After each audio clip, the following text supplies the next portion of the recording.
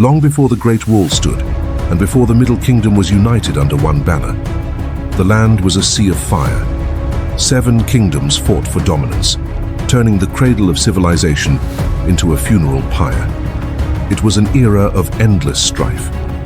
For centuries, the soil drank the blood of millions. Warriors fought for honor and for land, while hope seemed like a forgotten dream amidst the chaos. But from the ashes of the old world, a new destiny was forged in the shadows of the Qin Palace. A crown was waiting for a head strong enough to bear its weight, and a heart cold enough to command an empire. Not a seasoned general, nor a weathered conqueror, but a boy. A young king with eyes that saw a future beyond the slaughter. This is the story of Qin Shi Huang, the rise of the first emperor, the boy king of Qin. Before China stood united beneath one throne, it was divided into 7 kingdoms. Qin, Zhao, Wei, Han, Chu, Yan, and Qi fought endlessly for survival, power, and dominance. This was the Warring States period, an age where peace was temporary and war shaped history. Among them, Qin was once dismissed as a brutal western frontier state. But while the other kingdoms clung to old traditions, Qin transformed itself through discipline, reform, and relentless ambition. Its armies became feared across China. The architect of that transformation was Shang. His legalist reforms shattered the old aristocracy and replaced privilege with merit. Under Qin law, loyalty to the state mattered more than noble birth. Harsh, unforgiving, but devastatingly effective, Qin became more than a kingdom. It became a war machine.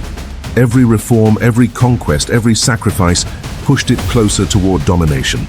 And from this ruthless world, a young king named Ying Zheng would inherit the power to change China forever.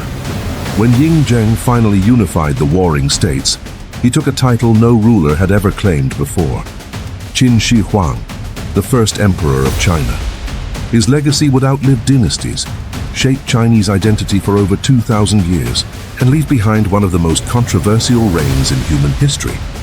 Ying Zheng was born in 259 BCE, during one of the most violent eras in Chinese history.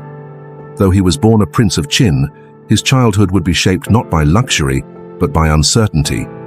His father, King Shang of Qin, had only recently claimed the throne. The royal court was unstable, political alliances shifted constantly, and enemies surrounded the young kingdom from every direction. As a child, Ying Zheng was taken to the state of Zhao as a political hostage. Far from home, surrounded by hostile rivals, he grew up witnessing fear, humiliation, and the brutal realities of war. But one man saw potential in the young prince. Buwei, a powerful merchant and political strategist, became one of the most influential figures in Ying Zheng's early life. His ambitions for Qin ran far beyond survival. Even as a boy, Ying Zheng learned that power was fragile and trust was dangerous. The chaos of the warring states would harden him into a ruler unlike any China had ever seen. When Ying Zheng inherited the throne of Qin, he was still far too young to rule alone. Real power rested behind the palace walls, in the hands of ambitious ministers, nobles, and political schemers. At the center of this shadow court stood Buwei. Once a wealthy merchant, he had risen to become Qin's most powerful statesman. He guided the young king's government, controlled court politics, and held enormous influence over the future of Qin itself. But power inside the Qin court was fragile.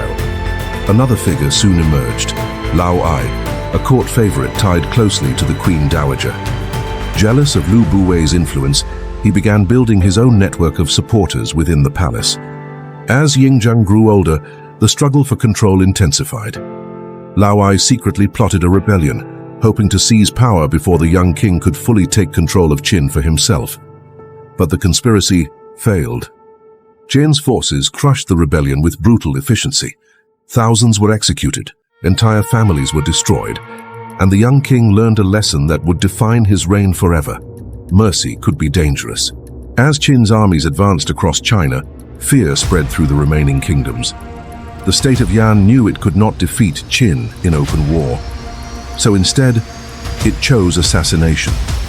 Yan sent a man named Jing Ke, a wandering swordsman remembered not for great victories, but for a single mission that would become legend. to kill the king of Qin before he could unite China. Disguised as a diplomatic envoy, Jing Ke entered the Qin court carrying gifts for the king, a map of conquered territory, and hidden within it, a poisoned dagger. The fate of China rested on a single moment. As the map unrolled, Jing Ke struck, but the attack failed. The king escaped by only seconds while chaos erupted across the palace halls. Jing Ke was killed where he stood. His final act failed to stop Qin's rise. But his name would echo through Chinese history for centuries, and for Ying Zheng, the attempt only deepened his paranoia, hardening the ruler who would soon become Qin Shi Huang. By now, Ying Zheng had seen betrayal, rebellion, and assassination firsthand. Every crisis he faced did not break him. It forged him into iron. The warmth of the palace was gone, replaced by the cold reality of power. He realized that peace was a lie told by the weak. Every enemy taught him the same brutal lesson. True power could only belong to those willing to seize it completely, without hesitation. The young king would place his trust in no minister, no noble family, and no ally. Trust was a luxury he could no longer afford.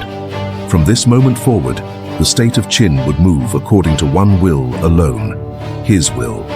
A machine of war, perfectly tuned. Thousands stood ready to march into the abyss if he commanded. The age of chaos was ending. The age of the emperor was beginning. Ying Zheng transformed himself into a ruler driven by absolute control. His eyes held a vision of a world unified under a single law. But Qin's conquest was far from over. 6 rival kingdoms still stood as obstacles to his destiny, defiant in their ancient traditions. Zhao, Wei, Chu, Yan, Han, and Qi. To the world, they were nations. To Ying Zheng, they were simply pieces of a broken puzzle. The wars that followed would reshape the land forever.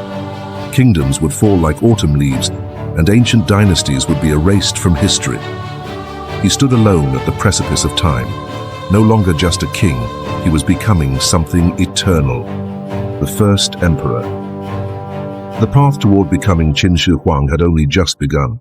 1,000 years of empire started with a single, unwavering gaze. To the rulers of the warring states, Ying Zheng was just a boy. Young, inexperienced, easy to manipulate, but they underestimated him.